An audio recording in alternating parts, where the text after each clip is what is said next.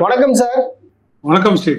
நேத்து மே 13 பார்த்தோம்னா எஃப்ஐஎஸ் வந்து ஒரு 476 கோடி அளவுக்கு நெட் செல்லர்ஸா இருந்திருக்காங்க. அதே மாதிரி நம்ம டிஏஎஸ் பொறுத்தவரையில 4273 crores வந்து நெட் பையர்ஸா இருந்திருக்காங்க அப்படின்றத பார்க்க முடிஞ்சுது. இன்னைக்கு மார்க்கெட் எப்படி சார் இருந்தது? உங்களுடைய ரீடிங் என்ன சார்? இன்னையோட மார்க்கெட் பார்த்தீங்கன்னா அந்த கன்சாலிடேஷன் தான் பெரும்பாலுமே நடந்திருக்கு ஸ்டீவ். அதாவது ஒரு 750 760 ரேஞ்ச் ஹையர் சைட்லேயும் ஒரு 530 540 ரேஞ்ச் வந்து லோவர் சைட்லேயும். ஸோ ப்ரிட்டி மச் ஒரு கன்சாலிடேஷன் ஃபேஸில் தான் தற்போதைய நிலைமைக்கு சந்தை இருக்கிறது. பெரிய அளவில் ஒரு பையிங்கோ பெரிய அளவில் ஒரு செல்லிங்கோ நடக்கவில்லை. ஐ திங்க் அந்த 700+ ரேஞ்சஸ் சந்தை செல்லும் பொழுது நமக்கு ஒரு செல்லிங் ப்ரெஷர் வரதை நம்ம பார்க்குறோம். So I think profit taking வந்து அந்த 700 750 ரேஞ்சில் தற்போதைய நிலைமைக்கு நடந்து கொண்டு இருக்கிறது. Unless there is a stronger boost in the market, பெரிய அளவில் ஒரு பாசிட்டிவான ஒரு செய்தி அந்த 700க்கு மேலாக செல்கின்ற ஒரு பாசிட்டிவ் நியூஸ் வந்தாலே ஒழிக ஐ திங்க் இந்த ஒரு கன்சாலிடேஷன் ஃபேஸ் இன்னும் கொஞ்சம் தொடர வாய்ப்புகள் தற்போதைய நிலைமைக்கு இருக்கிறது. ஸ்டீவ் சார், இப்போ இன்னைக்கு Q4 ரிசல்ட்ஸ் வந்து முக்கியமான கம்பெனிஸ் வந்து அனௌன்ஸ் பண்ண போறாங்க. For example HAL, Tata Power, Torrent Power, Lupin, Shree Cements, Muthoot Finance, அப்புறம் Jubilant Food, Eicher Motors, Apollo Tyres, V-Guard Industries, அப்புறம் டிரான்ஸ்போர்ட் கார்பரேஷன் ஆஃப் இந்தியா. உங்களுடைய ரீடிங் என்ன சார்? மோர் சோ ஸ்டீவ், எனக்கு தெரிஞ்சு இப்போ ஆல்ரெடி நம்ம கையில் இருக்கக்கூடிய ரிசல்ட்ஸ் அப்படின்னு பார்த்தீங்கன்னா HALோட ரிசல்ட் வந்திருக்கு, ஸ்ரீ சிமெண்ட்ஸோட ரிசல்ட் வந்திருக்கு, பர்ஜர் பெயிண்ட்ஸோட ரிசல்ட்ஸ் வந்திருக்கு, ஏபார் இண்டஸ்ட்ரீஸோட result, Aditya Birla, BASF, Asahi, V-Guard. So இதில் பெரும்பாலுமே நீங்கள் பார்த்தீங்கன்னா ஃபார் இன்ஸ்டன்ஸ் HALோட ரிசல்ட் வந்து அவ்வளோ சிறப்பாக அமையவில்லை.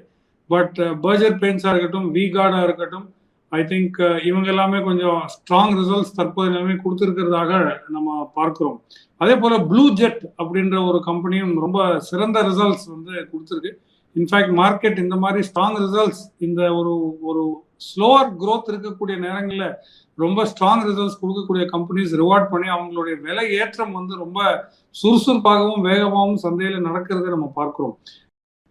முத்தூட்டோட ரிசல்ட்ஸ் வந்து இன்னும் நம்ம எதிர்பார்த்து தான் இருக்கிறோம். Maybe by the end of the day குள்ள அந்த ரிசல்ட்ஸ் வந்து வர இருக்கிறது. பட் எதிர்பார்த்த அளவுக்கு இல்லாத ரிசல்ட்ஸ் அப்படின்னு சொல்ல போனால் ஐ திங்க் HALோட ரிசல்ட்ஸ் வந்து அவ்வளோ பெரிய அளவில் வரல. அதே போல் இன்ஃபேக்ட் வருவாயில் ஒரு 7% குறைவும், நெட் ப்ராஃபிட்ல ஒரு 7% குறைவும் நம்ம பார்க்க முடியுது. அதே போல் ஸ்ரீ சிமெண்ட்ஸோட ரிசல்ட்ஸும் ஒன்றும் பெரிய அளவில் நமக்கு வளர்ச்சியை தரவில்லை. வருவாய் வந்து ஹார்ட்லி 1% growth, நெட் ப்ராஃபிட் பார்த்தீங்கன்னா -14%. ஸோ எதிர்பார்த்த பெரிய சில கம்பெனிஸ் வந்து ரொம்ப சிறந்த ரிசல்ட் தரவில்லை.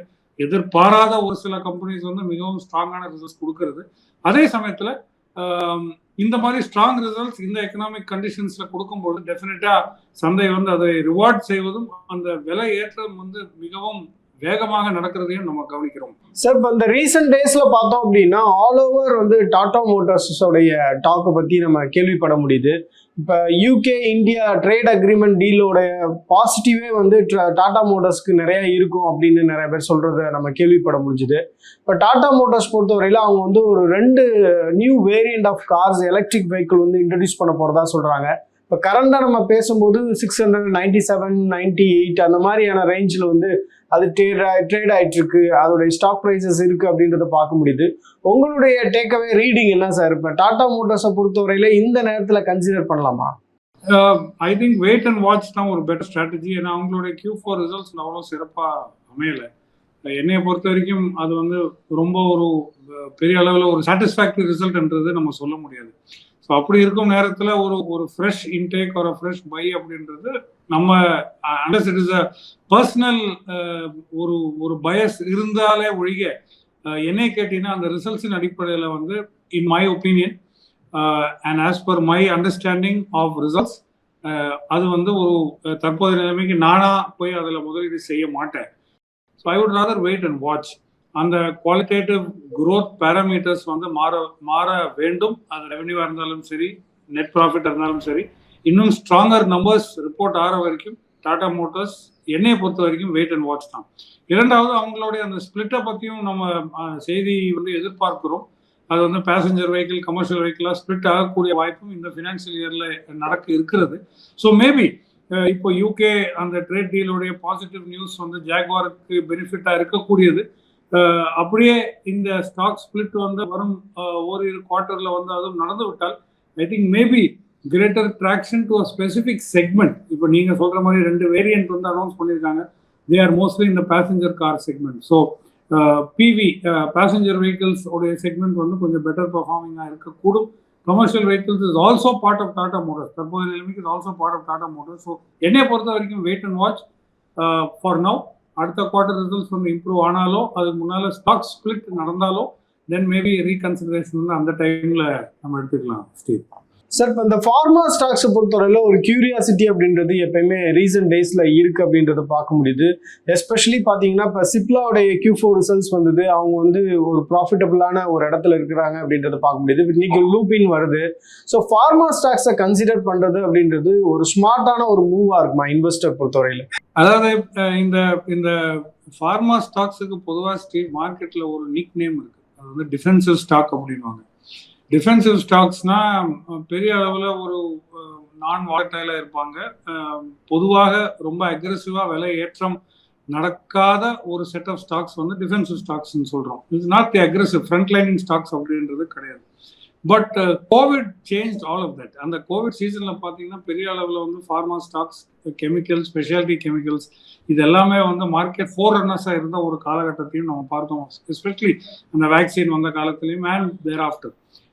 இப்போ வந்து ஃபார்மா வந்து அந்த நிக்நேம் அடிப்படையில் வந்து நம்ம அதை பார்க்கலாமா வேணாமன்றது எனக்கே அப்பப்போ சந்தேகம் வரும் ஆனஸ்ட்லி. இந்த நிலைமையில எஸ்பெஷலி இன் Q4 நமக்கு ஒரு ரொம்ப சிறந்த ஒரு செட் ஆஃப் ரிசல்ட்ஸ் கொடுத்துருக்கக்கூடியது அப்படின்றது ஃபார்மா அப்படின்னு சொல்லலாம். Of course after banks I think pharma could be one of the leading sectors. நம்மளோட குவாலிஃபயர் லிஸ்ட்ல எடுத்து பார்த்தீங்கன்னா போத் அது ரெவன்யூ வருவாயில வளர்ச்சியாக இருந்தாலும் சரி, ப்ராஃபிட்ல வளர்ச்சியாக இருந்தாலும் சரி. ஃபார் இன்ஸ்டன்ஸ் டாக்டர் ரெட்டிஸ் இருக்கு, பயோகான் இருக்கு, சிப்லா இருக்கு. Probably I don't know, maybe Lupin also will follow. அந்த மாதிரி அந்த ஒரு ட்ரெண்ட்ல இருக்கிறதுனால மேபி அவங்களோட ரிசல்ட்ஸ் வந்து ஸ்ட்ராங்காக வர எக்ஸ்பெக்டேஷன்ஸும் சந்தையில் இருக்கிறது. So it is possibly good idea. இந்த பெர்ஃபார்மிங் ஃபார்மா ஸ்டாக்ஸை வந்து முதலீடு செய்யறதுன்றது I think becomes a good idea. Plus இந்த ட்ரேட் டீல்ஸ்ல வந்து pharma is a big player Steve. அது வந்து ஒரு பெரிய அளவில் கான்ட்ரிபியூட் பண்ணக்கூடிய ஒரு பிளேயர். ஏன்னா நம்ம வந்து எக்ஸ்போர்ட் பண்றதும் பெரிய அளவில் இந்த pharmaceutical, especially to US and to other many other foreign countries. நம்ம வந்து ஒரு மேனுஃபேக்சரிங் ஹப்பா இருந்து ஃபார்முலேஷன்ஸ், ஜெனரிக் ட்ரக்ஸ், இது நிறைய விஷயங்கள் வந்து எக்ஸ்போர்ட் பண்றோம். ஸோ ஃபார்மா வந்து ஒரு ஒரு சேஃப் பெட்னு சொல்ல முடியாது. பட் ஐ திங்க் ஒரு இன்ட்ரெஸ்டிங் பிளேயா டெஃபினட்டாக இருக்கும் என்பது நான் நம்புறேன். சார், இப்போ ஃபார்மா ஸ்டாக்ஸை கன்சிடர் பண்ணும்போது நம்ம என்னென்ன விஷயங்கள்லாம் கவனிக்க வேண்டியது இருக்கு? இப்போ அட்வான்டேஜஸ், டிஸ்அட்வான்டேஜஸ் அப்படின்னா ஃபார்மா ஸ்டாக்ஸை பொறுத்தவரையில் என்ன சார் உங்களுடைய reading?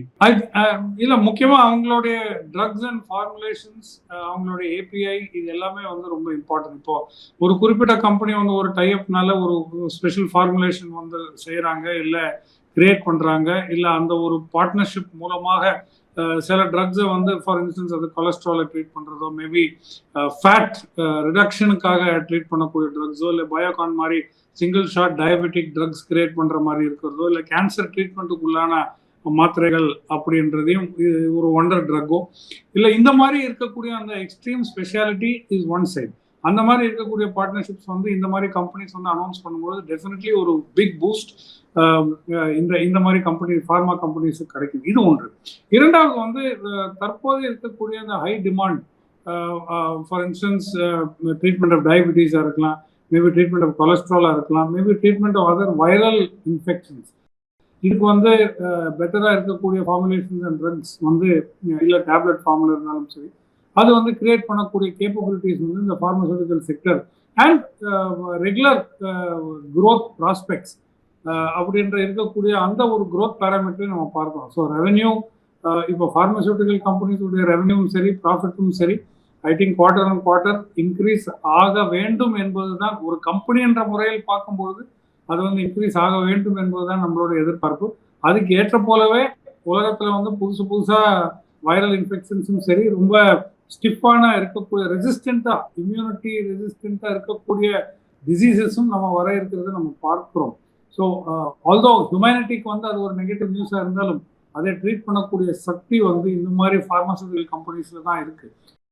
So I think definitely going forward human life longevity, அதாவது முந்தி வந்து 55 வயசு இருந்தது, இப்போ 65 வயசு இருக்கிறது. ஐ திங்க் சமீப காலத்தில் வந்து ஒரு 80 இயர்ஸ் கிட்ட நம்ம வந்திருக்கிறோம். ஸோ அந்த human life extension and longevity ஒரு குறிப்பிட்ட பீரியடுக்கு மேலே is because of the support of drugs and health care அப்படின்றது சொல்லலாம். So all of these factors contribute இந்த ஒரு செக்டரை வந்து இன்னும் ஒரு ஊக்கத்தை கொடுக்கின்ற ஒரு செய்தியாகவும் இது எல்லாமே ஒரு அடிப்படை காரணமாகவும் நம்ம எடுத்துக்கொள்ள வேண்டும். சார், இப்போ இந்த ரிலையன்ஸ் இண்டஸ்ட்ரீஸ் பொறுத்தவரையில் இப்போ அவங்களுக்கு வந்து ஏஷியன் பெயிண்ட்ஸில் 4.9% அளவுக்கு ஸ்டேக் இருந்திருக்கு. ஒர்த் ஆஃப் 500 crore அவங்க வந்து ஒரு 17 வருஷத்துக்கு முன்னாடி இன்வெஸ்ட் பண்ணியிருக்காங்க போல. அது இன்னைக்கு பார்த்தோம் அப்படின்னா 11,141 crore அவங்களுக்கு அது பல மடங்கு லாபத்தை ஈட்டி தந்திருக்கு. ஸோ இப்போ இந்த 4.9 ஸ்டேக்ஸை வந்து அவங்க செல் ஆஃப் பண்ண போகிறதா ஒரு தகவல் வந்திருக்கு. ஏஷியன் பெயிண்ட்ஸ் பார்த்தோம்னா லாஸ்ட் ஒரு 2 இயர்ஸாக வந்து அதிகமாக பேசப்பட்ட யார் வந்து ஒரு மார்க்கெட் எக்ஸ்பர்ட்னு இது மாதிரி யூடியூப்லேயோ இல்லை மற்ற இடங்கள்லையோ வீடியோஸ் பண்ணுறாங்களோ அவங்கெல்லாம் வந்து ஏஷியன் பெயிண்ட்ஸ் வந்து நீங்கள் வாங்கலாம், ஒரு நல்ல பிக்காக இருக்கும் அப்படின்லாம் நிறைய பேர் பேசிட்டு இருந்தாங்க. இன்னைக்கு பார்த்தோம்னா ஏஷியன் பெயிண்ட்ஸ்க்கு ஒரு பெரிய டவுன் ட்ரெண்டு நம்ம பார்க்க முடியுது. ஏஷியன் பெயிண்ட்ஸோட ஃபியூச்சர் என்னவா இருக்கும்? ஏன் ரிலையன்ஸ் இண்டஸ்ட்ரீஸ் வந்து இப்படி ஒரு திடீர் முடிவு எடுத்திருக்காங்க? ஏஷியன் பெயிண்ட்ஸ் அண்ட் ரிலையன்ஸோட சினர்ஜி இது வந்து ஒரு ரீவைண்ட் பண்ணி பார்க்க வேண்டிய ஒரு ரிலேஷன்ஷிப் ஸ்டீவ். அந்த காலத்தில் ரிலையன்ஸோடைய கோர் பிஸ்னஸ் வந்து பாலித்தீனாக இருந்தாலுமே க்ரூட் ஆயிலுக்குள்ளாக அவங்க வந்து இந்த க்ரூட் அண்ட் ரிஃபைனிங்குள்ளே நுழையும் பொழுது crude is the base component, அதாவது இந்த பேஸ் காம்பனண்ட் ஃபார் பெயிண்ட்ஸ் வந்து க்ரூட் ஆயில் தான். So refining of crude oil வந்து ரிலையன்ஸ் செய்யும்போது ஏஷியன் பெயிண்ட்ஸ் மாதிரி இருக்கக்கூடிய market leader for paints in India அந்த காலத்தில் இருக்கும்போது இந்த மாதிரி ஒரு சினர்ஜி வந்து டெஃபினட்டாக ரிலையன்ஸுக்கும் ஏஷியன் பெயிண்ட்ஸுக்கும் இருந்ததாகவும் அதன் காரணமாக அந்த 4.9% ஸ்டேக் வந்து அந்த காலத்தில் வந்து முதலீடு செஞ்சாங்க என்பதையும் நம்ம பார்க்கிறோம். பட் சமீப காலத்தில் this is about 15-20 years ago அப்படின்றத நம்ம சொல்லலாம். இப்போ சமீப காலத்தில் நீங்கள் பார்க்குறத விட ரிலையன்ஸோடைய ஃபோக்கஸுமே பெரிய அளவில் அந்த க்ரூட் ரிஃபைனிங் மட்டும் இல்லாமல் ஆயில் டு கெமிக்கல்ஸ் மாறிடுச்சு, ஜியோ பிளாட்ஃபார்ம்ஸ் மாறிடுச்சு, என்டர்டெயின்மெண்ட் அப்படின்றதும் மாறி mobile services, I mean lot of other things, ரொம்ப டைவர்சிஃபைடாக இருக்கக்கூடிய நிறைய businesses, retail and so on, இதில் எல்லாத்துலேயுமே ரிலையன்ஸ் வந்து இன்வெஸ்ட் செய்து அது ஒரு பெரிய அளவில் அவங்களுக்கு சக்ஸஸாக இருக்குது. ஸோ தற்போதைய நிலைமைக்கு வந்து அவங்களே அவங்களுடைய பிஸ்னஸ் மாடலை வந்து டைவர்சிஃபிகேஷன் பண்ணும்பொழுது இந்த மாதிரி இன்வெஸ்ட்மெண்ட் நான் கோர் பிஸ்னஸ், இப்போ ரிலையன்ஸ் அப்படின்னா ஒரு பெட்ரோகெமிக்கல் கம்பெனி மட்டுமாக நம்ம சொல்ல முடியாது. It's a diversified enterprise. So அப்படி இருக்கும்பொழுது இந்த ஏஷியன் பெயிண்ட்ஸோட ஹோல்டிங் அதுக்கு ஏற்ற ரிட்டர்ன்ஸ் வந்து அவங்களுக்கு ஆல்ரெடி வர இருக்கிறது, ப்ளஸ் டிஸ்இன்வெஸ்ட்மெண்ட் ஃப்ரம் நான் கோர் பிஸ்னஸ், இது வந்து அவங்களுடைய கோர் பிஸ்னஸ் கிடையாது. ஸோ அதுலேருந்து டிஸ்இன்வெஸ்ட் பண்ணுறது என்பது அவங்களுடைய ஒரு ஸ்ட்ராட்டஜிக் மூவாக இருக்கலாம். ப்ளஸ் அதோட ஹியூஜ் பெரிய அளவில் இருக்கக்கூடிய அந்த லாபத்தையும் அவங்க பெற்றுக்கொள்ளலாம், அது மற்ற அவங்களோட டைவர்சிஃபைட் பிஸ்னஸஸுக்கும் பயன்படும் அப்படின்ற ஒரு நோக்கமும் இருக்கு. இரண்டாவதாக கேட்ட கேள்விக்கான பதில் அப்படின்னா, ஒரு காலத்தில் as it was a darling of the markets. அது வந்து எந்த ஒரு ஸ்டாக் பிக்கருமே ஏஷியன் பெயிண்ட்ஸ் அப்படின்றது லாங் டேர்ம் இன்வெஸ்ட்மெண்ட், அது வந்து போட்டு விட்டு மறந்துடுங்க, அது வந்து வளர்ச்சி அடையும் அப்படின்றத நிறைய பேர் பேசியது நானும் கேட்டிருக்கேன், நானும் அதை கேட்டு தான் வளர்ந்துருக்கேன் அப்படின்றத நான் சொல்லலாம். பட் ஓவர் டைம் இது வந்து ஒரு முக்கியமான ஒரு ட்ரூத், ஒரு உண்மை வந்து சந்தை இந்த ஏஷியன் பெயிண்ட்ஸோடைய கதையை எடுத்து பார்த்தோம்னா நமக்கு வந்து எடுத்து சொல்லும். ஒரு குறிப்பிட்ட காலகட்டத்துக்கு இந்த மாதிரி ஒரு சில பங்குகள் வந்து எக்ஸ்ட்ராடினரி மல்டி பேகராக இருந்திருக்கலாம். இது வந்து பாஸ்ட் ஹிஸ்டரி. தற்போதைய நிலைமைக்கு அது வந்து it cannot be a lifetime investment அப்படின்றது நமக்கு வந்து ஏஷியன் பெயிண்ட்ஸோடைய கதை மூலமாக நமக்கு தெரிகிறது. காம்படிஷன் இன்க்ரீஸ் ஆகும், changes in likes and dislikes வந்து இன்க்ரீஸ் ஆகும். அதே போல் different kinds of paint and paint related products வந்து உலகத்தில் வந்து கண்டுபிடிப்புகள் வந்து மாறிக்கொண்டே வரும்பொழுது competition eats into the market share அப்படின்றது நம்ம சொல்லலாம்.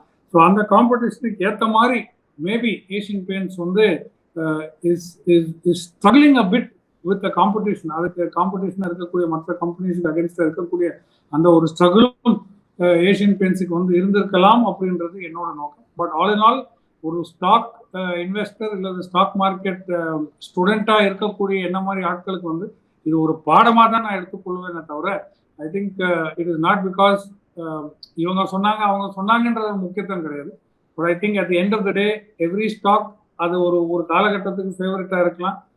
அந்த ஃபேவரட்டிசம் முடிஞ்ச உடனே because of competition, because of price, because of மற்ற பல ஃபேக்டர்ஸ்னால அது வந்து லாஸ் ஆஃப் இன்ட்ரெஸ்ட் போய் மற்ற ஒரு சில companies competition will always take over. முக்கியமாக இந்த Q4 ரிசல்ட்ஸ் பார்த்தா கூட ஏஷியன் பெயிண்ட்ஸோட ரிசல்ட்ஸ் வந்து அவ்வளோ சிறப்பாக வரல. பட் இன்றைய வந்திருக்கக்கூடிய பர்ஜர் பெயிண்ட்ஸோட ரிசல்ட்ஸ் கம்பேர் பண்ணும்போது ஐ திங்க் பர்ஜர் பெயிண்ட்ஸ் வந்து சுப்பீரியர் பர்ஃபார்மன்ஸ் வந்து டெலிவர் பண்ணியிருக்காங்கன்றதையும் நான் எடுத்து சொல்ல முடியும். And I think this is the most important lesson from நமக்கு ஏஷியன் பெயிண்ட்ஸ் இருந்து கற்றுக்கொள்ள முடிஞ்ச ஒரு ரொம்ப முக்கியமான ஒரு பாடம் அப்படின்றது நான் கூறுவேன். சார், இப்போ இந்தியா பாகிஸ்தான் இடையிலான இந்த போர் பதற்றத்தில் வந்து பாகிஸ்தானுக்கு ஆதரவாக நின்ற 2 நாடுகள் அப்படின்னா டர்க்கியும் அப்புறம் உங்களுக்கு அஜர்பைஜானும் சைனாவுமே இருந்தாங்க. இப்போ இந்த 2 நாடுகளுக்கும் நம்ம இந்தியர்கள் நிறைய பேர் வந்து டூரிசமுக்காக டிராவல் பண்ணியிருக்காங்க. லாஸ்ட் இயர் பார்த்தீங்கன்னா ஒரு 3000 crore கிட்ட செலவு பண்ணியிருக்காங்க ஆல் டுகெதர். இப்போ அந்த ட்ரெண்ட் அப்படின்றது 60% கம்மியாக இருக்கு அப்படின்னு சொல்றாங்க. அதாவது இந்த போர் பதற்றத்துக்கு பிறகு யார் யாரெல்லாம் போகணும்னு பிளான் பண்ணியிருந்தாங்களோ அவங்களெல்லாம் கேன்சல் பண்ண ஆரம்பிச்சிருக்காங்க அப்படின்னு இது மாதிரி டிராவல் நிறுவனங்கள்லாம் தொடர்ச்சியாக தெரிவிச்சிட்டு இருக்காங்க. இதனால இந்த டூரிசம் ரிலேட்டடான ஸ்டாக்ஸ் வந்து பாதிக்குமா சார்? இல்லை, ஐ திங்க் இந்த மாதிரி டெஸ்டினேஷன்ஸ் வந்து ஒரு ஒரு சீப்பர் ஆல்டர்னேட்டிவ்ஸ். இப்போ அசர்பைஜான், பாக்கு, இந்த மாதிரி நிறைய ஜார்ஜியா, இந்த மாதிரி நிறைய டெஸ்டினேஷன்ஸ் இருக்கு. இது வந்து ஒரு alternative, closer, quicker and maybe ஒரு சீப்பர் தேன் இப்போ வந்து நம்ம யூரோப் போகிறதோ, யூஎஸ் போகிறதோ, இல்லை மற்ற பல ஆஸ்திரேலியாவுக்கு போகிறதோ, இந்த மாதிரி நாடுகளை சுற்றி பார்க்கறதை விட இது வந்து கொஞ்சம் க்ளோசராக இருக்கலாம், கொஞ்சம் குவிக்கராக இருக்கலாம். அண்ட் மூன்றாவது வந்து இன்னும் நமக்கு வந்து கொஞ்சம் ஒரு கண்ட்ரோல் காஸ்ட்ல வந்து ஒரு டூரிஸ்ட் டெஸ்டினேஷன் பார்த்த மாதிரி இருக்கும். அண்ட் இந்த கம்ஃபர்ட்ஸ் அண்ட் ஃபெசிலிட்டிஸ் எல்லாமே இருக்கக்கூடிய ஒரு சில நாடுகள் உடைய தலைப்பு தான் நீங்க இப்போ சொல்லியிருக்கீங்க. பிளஸ் முக்கியமா அப்கோர்ஸ் ஒரு குறிப்பிட்ட பங்கு வந்து இவங்க வந்து பாகிஸ்தான் சப்போர்ட்டிவா இருந்திருக்காங்க அப்படின்றது நம்ம சொன்னாலுமே ஐ திங்க் மோர் சோ இந்த போரின் பதற்றத்தினால் பாம்பிங், வார் எக்ஸெட்ரா எக்ஸெட்ரா இதெல்லாம் இருக்கக்கூடும் அப்படின்றது காரணமாக இந்த கேன்சலேஷன், ஏன்னா ஃப்ளைட்ஸ் எல்லாமே வந்து ரியலைன் ஆயிருக்கு. In fact airports were closed and flights are slowly coming back. இப்போதான் அது நார்மல் சீக்கே வந்து வரப்போகிறது. ஸோ அப்படி இருக்கக்கூடிய ஒரு சூழலில் டெஃபினட்டா ஒரு ஸ்லோயிங் டவுன் வந்து அந்த ஒரு டெம்பரரி ஃபேஸில் நடந்திருக்க கூடும். தற்போதைய நிலைமைக்கும் அது இன்னும் ஃபுல் ஃபிளெஜ்டா அந்த return to back to normal or extra normal வந்து இன்னும் வரவில்லை. மேபி தற்போதைய நிலைமைக்கு இந்த போரின் காரணமாக பீப்புள் would have cancelled நீங்க சொல்ற மாதிரி and preferred more local destinations or domestic, அதாவது நாட்டுக்குள்ள இருக்கக்கூடிய மற்ற டூரிஸ்ட் டெஸ்டினேஷன்ஸுக்கு by road, by sea, by road, by train or by air வந்து டிராவல் பண்ணக்கூடிய ஆல்டர்னேட்டிவ்ஸ் வந்து சூஸ் பண்ணியிருப்பாங்கன்றது என்னுடைய நோக்கம். It is a matter of time. ஒன்று இந்த trade tariff with US and other countries ஒரு பக்கம் செட்டில் ஆகணும். இன்னொரு பக்கம் வந்து இந்த பாகிஸ்தான் கூட இருக்கக்கூடிய அந்த போருடைய அந்த ஒரு கன்சர்ன், அந்த ஹைட்டன்ட் அலர்ட்னஸ், அந்த ஒரு ரிஸ்க் ஃபேக்டர் வந்து கொஞ்சம் குறைஞ்சா I think tourist stocks will be back on track. Of course choice of டெஸ்டினேஷன்ன்றது ஒவ்வொரு இண்டிவிஜுவலை பொறுத்து இருக்கு ஸ்டீவ். சார், இப்போ எதிரும் புதிருமாக இருக்கக்கூடிய சைனாவும் யூஎஸ்மே உட்காந்து பேச ஆரம்பிச்சிட்டாங்க. அதுலேயே ஒரு மியூச்சுவல் அண்டர்ஸ்டாண்டிங் வர்றது மாதிரி தெரியுது. இப்போ அதை தொடர்ந்து பார்த்தோம் அப்படின்னா நம்ம காமர்ஸ் மினிஸ்டர் பியூஷ் கோயல் தலைமையில் ஒரு 3 நாட்கள் யூஎஸ்ல ஒரு ட்ரேட் டாக் பண்ணுறதுக்காக போகிறாங்கன்ற தகவல் வந்திருக்கு.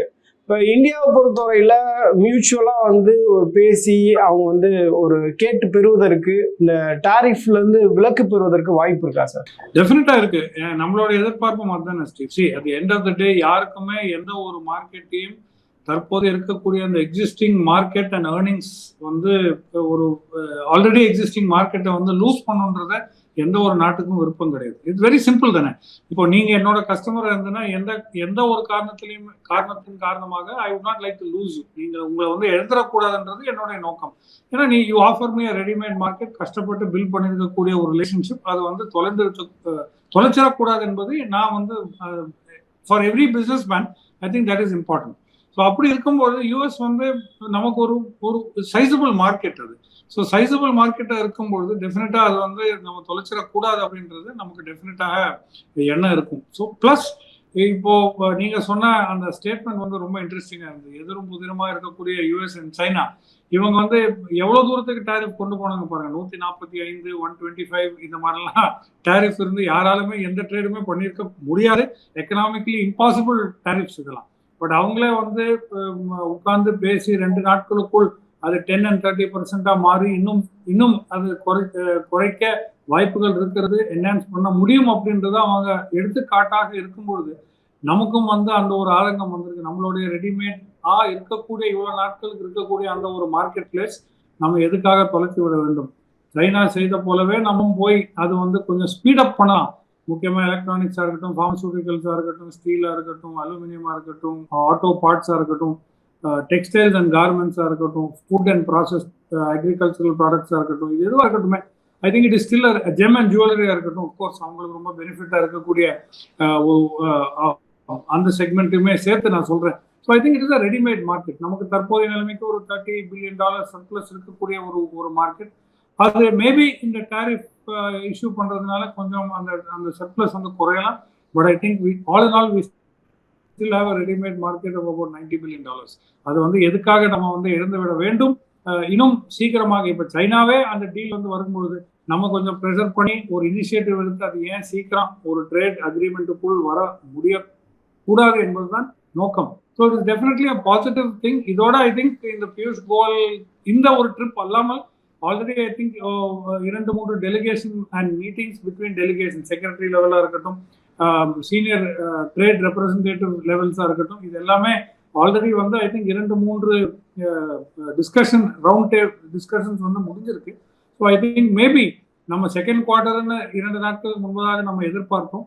பட் இந்த மாதிரி ஸ்பீடப் பண்ணுறதா இருந்தால் ஐ திங்க் ஈவன் பை இந்த குவார்டர் முடியறதுக்குள்ளாகவே ஒரு ட்ரேட் டீல் வர வாய்ப்புகள் இருக்கிறது. That is certainly a market positive news அப்படின்றத கூறலாம். ஸ்டீவ் சார், இப்போ நாளைக்கு வந்து உலகமே கவனிக்கக்கூடிய ஒரு ஈவெண்ட் அப்படின்னா ரஷ்யா உக்ரைனுடைய பீஸ் டாக்ஸ் தான். ஸோ இதை தொடர்ந்து மார்க்கெட் நாளைக்கு எப்படி இருப்பதற்கான வாய்ப்பு இருக்கு? இன்னைக்கு எப்படி எண்ட் ஆச்சு அப்படின்றது நீங்க சொன்னீங்க. நாளைக்கு வந்து மார்க்கெட் எப்படி இருக்குன்றது உங்களுடைய ரீடிங் சார். ஸ்டீவ், இதோட பிரச்சனை என்னன்னு தெரியுமா? இந்த ட்ரேட் டாக்ஸ் இருக்கக்கூடிய இந்த வார் டாக்ஸ், ரஷ்யா யுக்ரைனுடைய வார் டாக்ஸ் என்ன பிரச்சனை அப்படின்னா, ட்ரம்ப் வந்து இன்னைக்கு சவுதி அரேபியாவில் இருக்காரு. பிகாஸ் சிரியாக் மற்ற பல நாடுகளுக்கு அவர் ஸ்டேட்மெண்ட் சொல்லிட்டே இருக்காரு. பட் அதுல முக்கியமா கடைசியா ஒரு கருத்து வந்து அவர் என்ன சொல்லியிருக்காருன்னா, சவுதி அரேபியாவில் அவர் ஆங்கிலத்தில் சொன்ன ஸ்டேட்மெண்ட் அப்படியே I try to quote it. அவர் என்ன சொன்னார், I am not sure if Putin will attend tomorrow's meeting.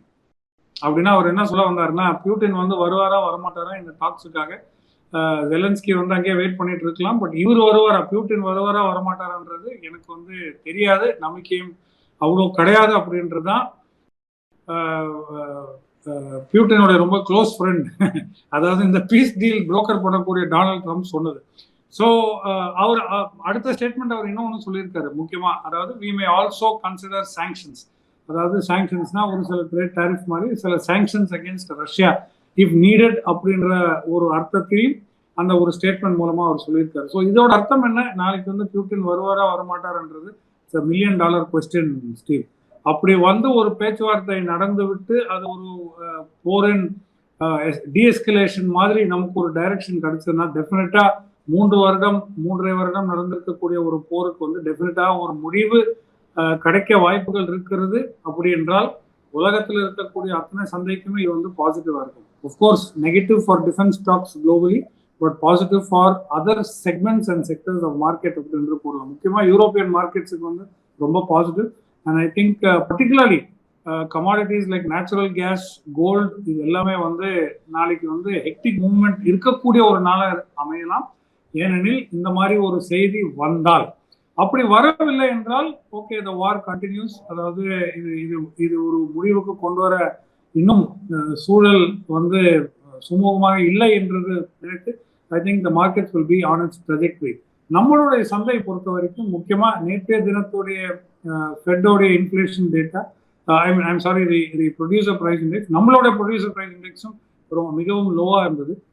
So expectation of rate cut அப்படின்றது ஜூன்ல வரக்கூடும் என்பது நம்ம நாட்டு சந்தைக்கு ஒரு எக்ஸ்பெக்டேஷன் இருக்கிறது. வியாழன் அன்று which is Thursday, which is tomorrow, இப்போ நம்மளுடைய சந்தை முடிந்துவிடும். But producer price index and inflation data வந்து யூஎஸ்ல செகண்ட் ரீடிங்ஸ் வந்து நாளைய தினம் வர இருக்கிறது. அதுவும் ஃபேவரபிளா வந்ததுன்னா தென் ஒரு quicker action on interest rates வந்து நடக்கலாமோ அப்படின்ற ஒரு எக்ஸ்பெக்டேஷன்ல சந்தையை வந்து ஒரு பூஸ்டப் இந்த யூஎஸ் வந்து நடக்க வாய்ப்புகள் இருக்கிறது. As far as we are concerned நம்ம வந்து அந்த ரேஞ்ச் பவுண்டாக தான் இருக்கிறோம். 24,500 on the support, 24,750, 760 on the resistance. நாளைய தினம் இந்த ரஷ்யா யுக்ரைன் ரொம்ப ஃபேவரபுளான ஒரு செய்தி நமக்கு வந்துவிட்டால் டெஃபினட்டா மறுபடியும் அந்த 24,973, அதாவது அந்த ரீசெண்ட் ஹையை டெஸ்ட் பண்ணக்கூடிய வாய்ப்பும் மேபி அதையும் தாண்டி ஒரு 25,200 அப்படின்ற அடுத்த ரெசிஸ்டன்ஸ் இலக்கை டெஸ்ட் பண்ணக்கூடிய ஒரு சூழலும் சந்தைக்கு வந்து ஏற்படலாம் அப்படின்றது எதிர்பார்க்கலாம். சார், இன்றைய பங்குச்சந்தை எப்படி இருந்தது, நாளைக்கு எப்படி இருக்க போகுது அப்படின்ற பல தகவல்களை நீங்க சொன்னீங்க சார். மிக்க நன்றி. Thank you sir.